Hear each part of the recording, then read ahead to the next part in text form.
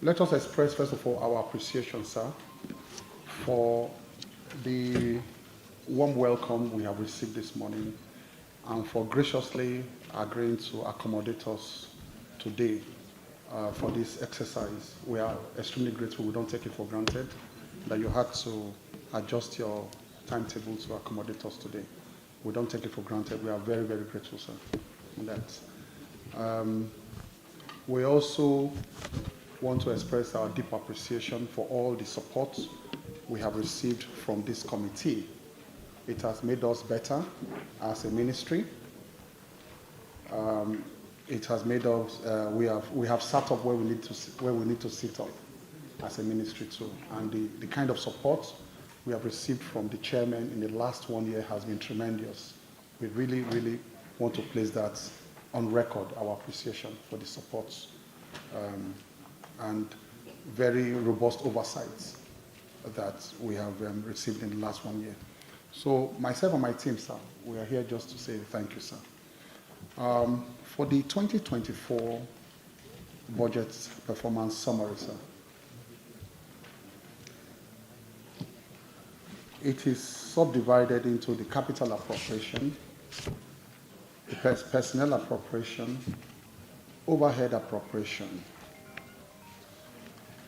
For the capital appropriation, sir, in 2024, it was 38 billion, 338 million, 916,033 naira.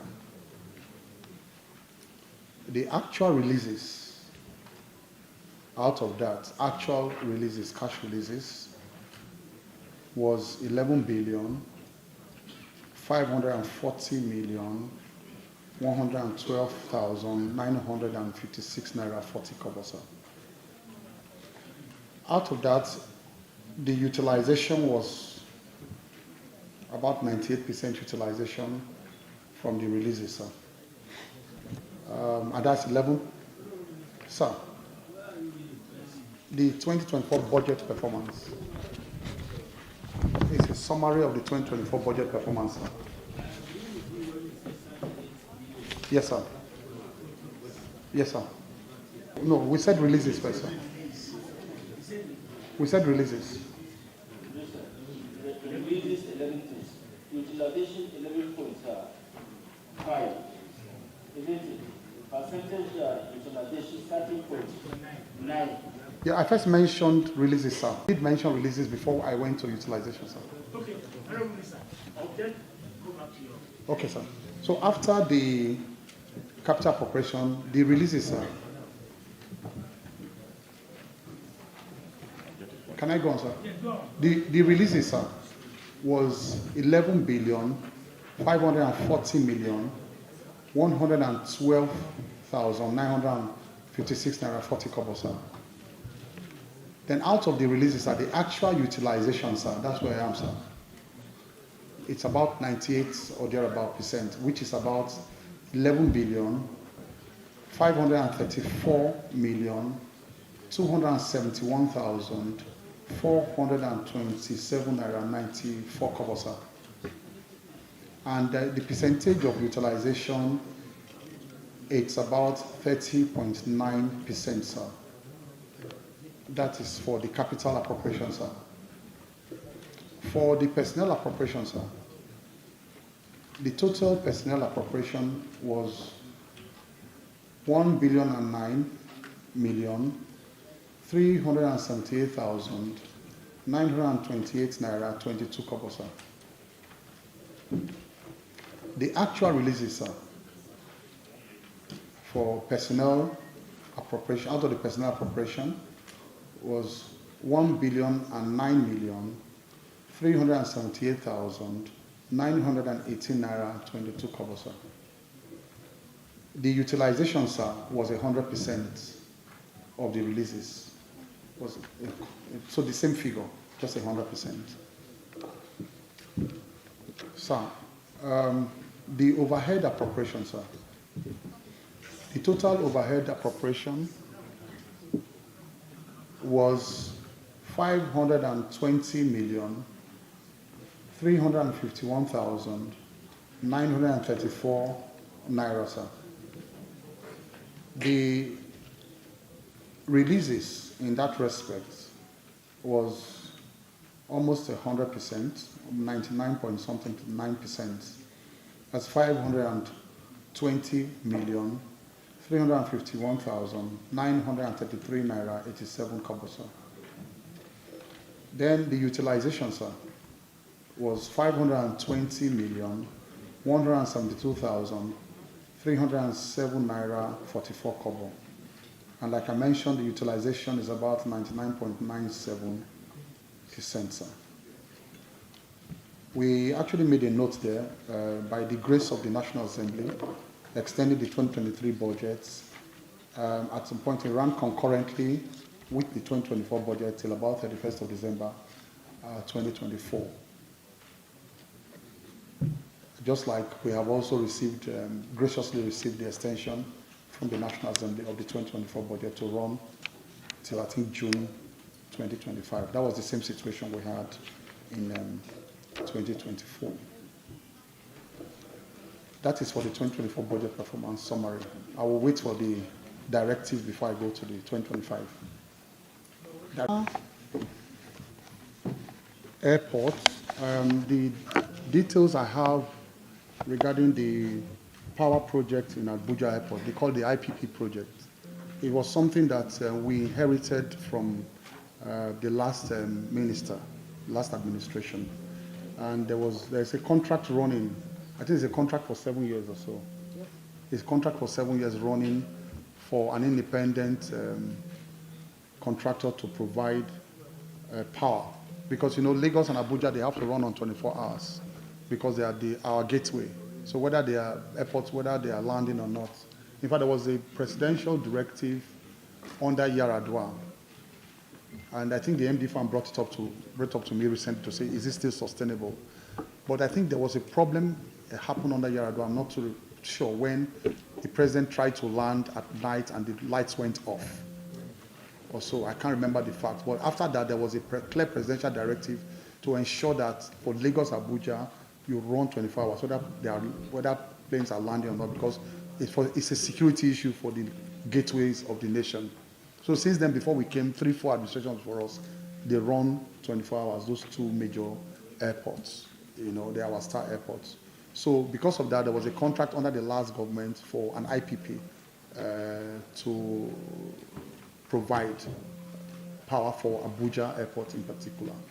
And that runs into some figures. The figures are not here, but they submit their payments once in a while, periodically, for us to pay them. And that is for Abuja. Yeah. Yes. But I've taken my time to count it line by line. You have a total of 124 projects.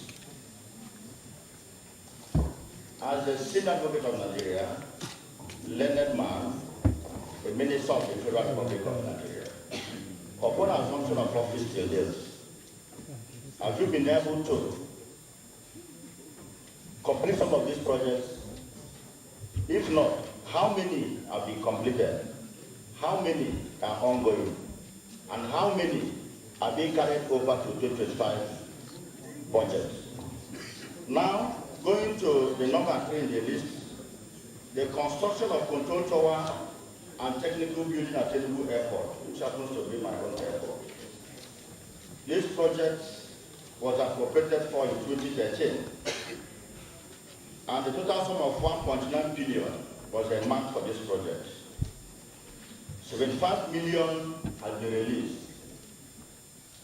as of today. Can you tell Nigerians the stage of that project? Thank you. Thank you, sir. Yes, that's part of what we will bring together on. With 2025 budget? Yes. Okay. That's what within 1 week. It's okay. Within 1 week? Yeah, we have been given 1 week to produce it. Okay, by the chairman. But we have a committee on that in the ministry. I'll be waiting. That went round.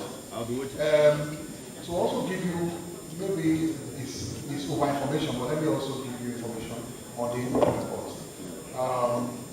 The state government state government, representing state government, has actually been speaking with us in the last 1 year. And I think they also approached Mr. President directly for the takeover of the airports, the Enugu state government, to manage it, complete it on a PPP basis between state and federal government. And he's been very serious about it, the governor. We saw his plan.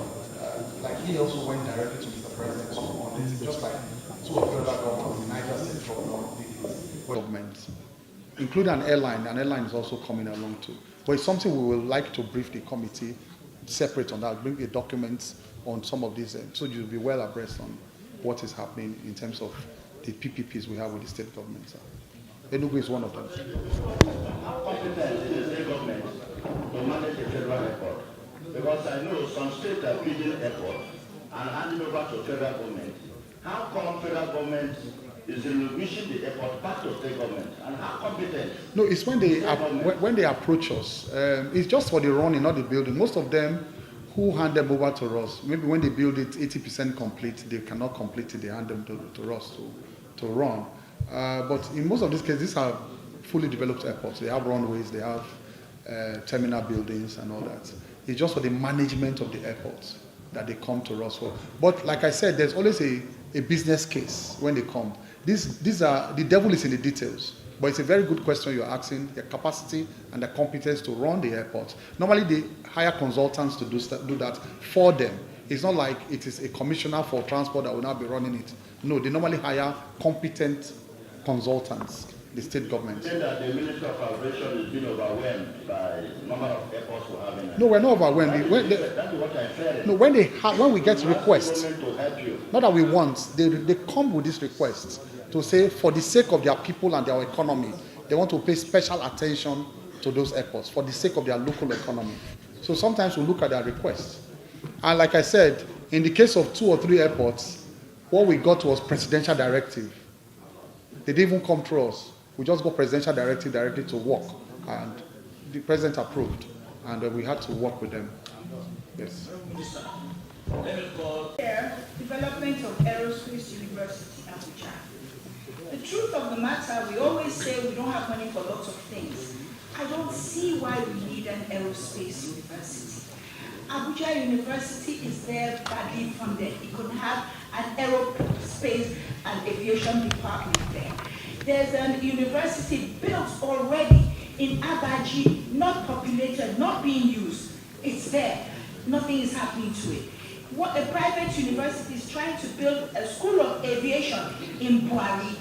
So as a nation, we need to start learning how to consolidate our resources and work together in a cohesive manner, not working in silos. And that I really wonder why we need that, and maybe you are able to clarify it for me, because I don't understand why we need an aerospace university.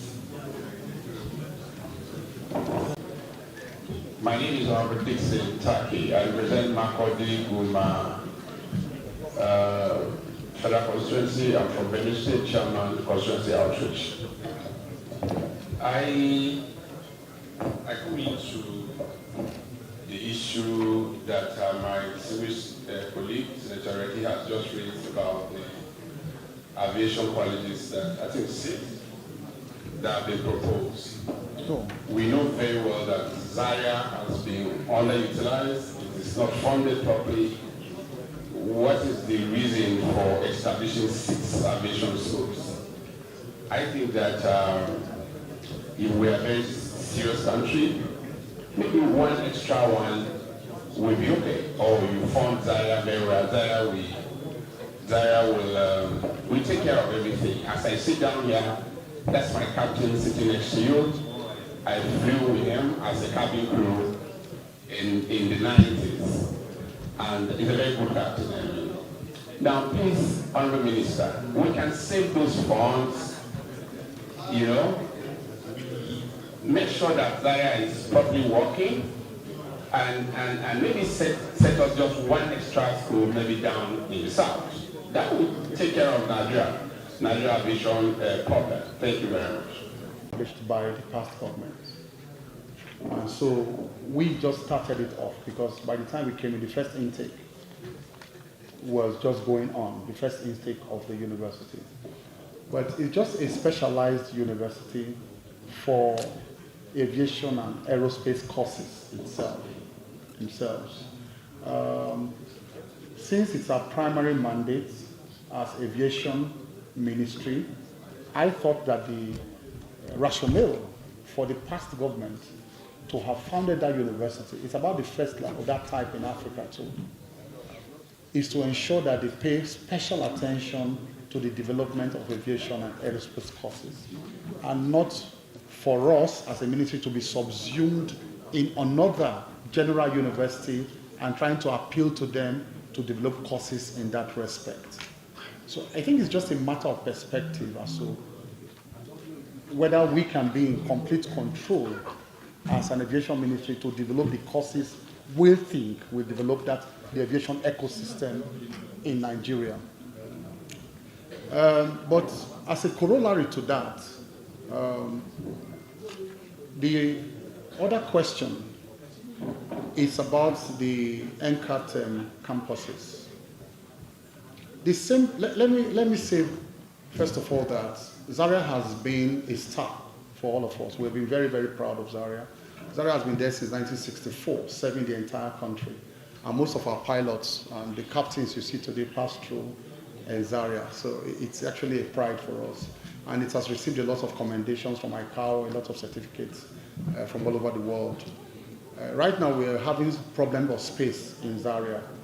To give you an update, sir, I'm sure you graciously approved it last year or the year before for us to buy an additional hotel in Zaria because we could not accommodate the students again in the main campus because of the burgeoning population of the school. So we had to now buy the Zaria Hotel. The Zaria Hotel is now an annex, even if it's in Zaria, of that training college. And we expect the populations to even grow beyond that. So the question we ask ourselves is that, are we going to continue to buy houses in Zaria, within Zaria, to accommodate more population who are willing to come to the school? And if we are doing that, why not give other parts of this country the opportunity to also have access to those campuses too? Why continue to expand and buy private houses and hotels within one town in a country of 240 million people who want access to that? The same thing happened in the law school, sir.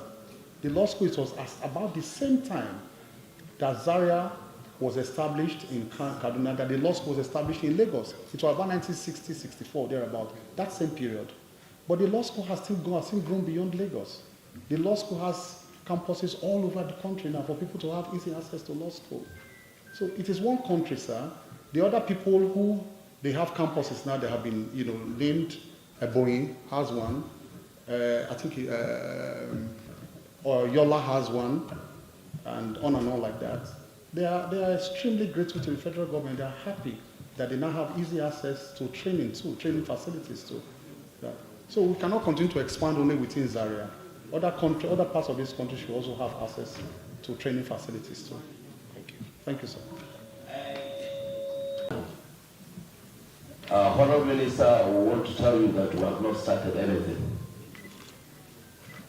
And when you're talking of aviation today, aviation is always the gateway to any prosperous economy. And with what we are doing, we're just making some kind of makeshifts to our airports. We've been talking about second runway since when we came into the 9th Senate. That issue has been there. Honourable Minister, you know about it. Nothing is done. When you go elsewhere and see their airports, you know that they are standard airports. Even if they are small, you will see that at least they look international. In your own opinion, will you now believe or tell Nigerians that the airports that we have are befitting for an economy that we looked at becoming one of the 20 best economies in the world in the next few years? how can we, do without constructing new airports in this country? In my opinion, you should start thinking of constructing new airports in these 3 cities. And this can be turned to domestic airports. Our Abuja airport is not better than looking like a market in a rural area in countries like China. You know what I'm talking about. Thank you. Conversation I was praying should come up. There are two-pronged issues there. The second runway and of course the general state of our airport. Well, when I appeared before this committee last year about the same time, I made a passionate appeal for provision for the construction of the second runway, sir. So you are not far from the truth, sir, that it is not right that a nation's capital should have only one runway. You are absolutely correct, sir. Lagos, we have 2 runways in Lagos, and even those runways, they need total rehabilitation. The MD Fund has been tremendous, has been very, very hardworking in trying to even maintain those 2 we have. One is right and one is, left. But they need total resurfacing because these runways have been there for a long time. So it's by the grace of God we are still using them. But they are still good, they are serviceable, but we need to improve them. But for Abuja, sir, this is one of the larger issues in Nigeria of not executing such projects on time. If you remember, sir, during Obasanjo's time, it was a very thorny issue with the National Assembly at that time. I think that time, if I remember correctly, 45 billion was allocated during Obasanjo's time under one particular budget, and there was a lot of back and forth rancor that it was, too much and all that. And that project was stalled under Obasanjo. So on and on, 7th, 8th, 9th of them, nothing happened. Graciously, I think the 9th Assembly, there was a small provision and there was an actual release. The total sum, just to make it open, at that time was 90 billion. Yes, 90, in the 9th Assembly, 90 billion, and I think there was 70 billion actual, then 20 billion for contingency or whatever. 30 billion was actually released by the previous government. We didn't release that money for them to go to site. When we came, they could not go to site because of problems of villagers and all that.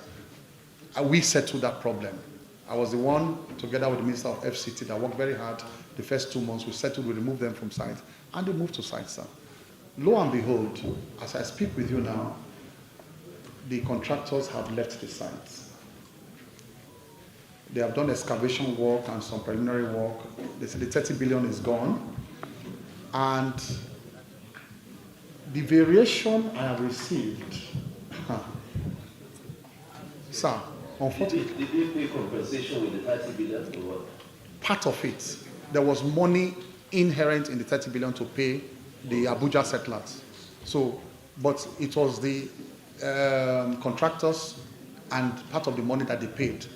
We made them pay from part of their contract sum because there was community engagement or so, I think, in the contract by the previous government. So it was their duty to pay it, and they paid. They made the money available to FCT, so they didn't pay directly.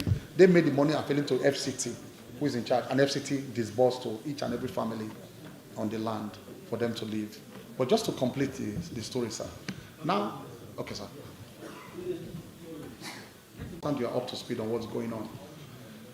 They left the site, they've abandoned the site now, we're not going on, and the variation that the contractors are bringing is a variation I totally disagree with. As a responsible minister, I said, I will not go ahead with this type of variation. I will not go ahead with this kind of variation. The president himself does not like it. He sees this as an avenue for fraud. Mr. President does not like variations. He says so all the time on council. And I'm saying, the variation from 90 billion, they are proposing 532 billion. I will not accept it. The option I have is to cancel the contract. I'm sorry, sir. I didn't want to say, but the option I have now is that we have to invite fresh bids because they cannot hold us to ransom. No contractor like that. It's a responsible contract. This is the committee oversighting us. They will chop my neck off if I come back and tell the committee that I approved how much. No, I will not. 532, from 90 billion to 532 billion within a space of 2 years to do the second runway, I will not accept it. So that is the state of the situation. We have 2 proposals on the table which I will take to Mr. President, and I'll consult my chairman on it for us to have even special funding, the PPPs. There are 2 other Chinese companies who say they can fund it with their own money, and for us to pay them back, because we need the second runway to be up and running, and I want it to be completed during the lifetime of this administration. It will be a credit to this committee that we completed it. So we are considering various options. Unfortunately, I have to say it here, even before having a meeting with the contractors, but the option, sir, is that this country cannot go on with such unreasonable variations. For a set, how much do they build fresh airports for you to now do a variation of how much? 532. It would be unreasonable for us to accept that, sir. So that's the situation of it, sir. Yes. Let me appeal to Ross now. We are for the 2025 budget, sir, respectfully, sir, we have a proposal, sir, of capital of 69 billion, 220 million, and 36,000.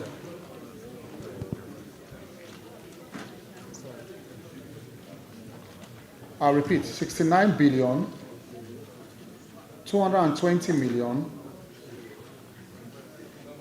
36,000, and 250 naira. That's for capital, sir. For personnel, sir, we have a figure of 1 billion personnel, 1 billion 157 million 589,143 naira. And for overhead, sir, we have a proposal of 745 million 742,676 naira, sir. And the total comes up to 71 billion 123 million 368,069 naira, sir. That's what we have, sir, for the 2025, sir. The details are contained in the documents already submitted, sir.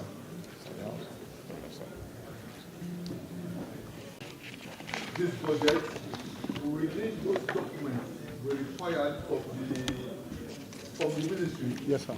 If we don't have the breakdown and the status of those projects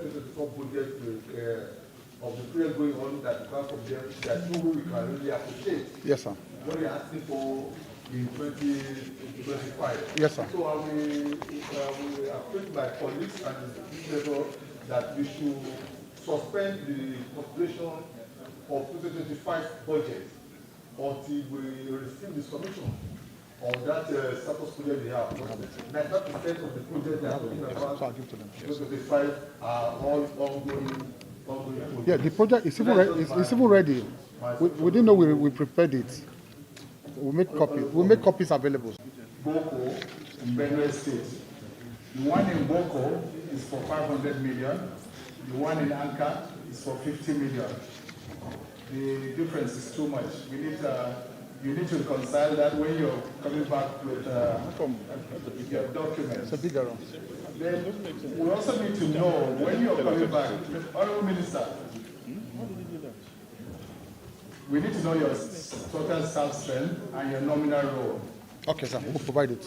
In the main ministry and the agencies? The main ministry and agencies. Okay, we'll do that, sir. We'll do that, sir. Then, well, we'll follow due process and having to do what we have to have a second runway. But as public officers, we must be very, very reasonable in the offices we occupy and in taking decisions that will affect the country. So it is something that will follow due process. to look at all the indices and all the options we have. We have to look at all the options we have going forward, but we'll follow due process in doing so. Because from the legal point of view, you said nobody can hold Nigeria down. The tool contractor or all these variations. Are you sure this contract, this company is involved?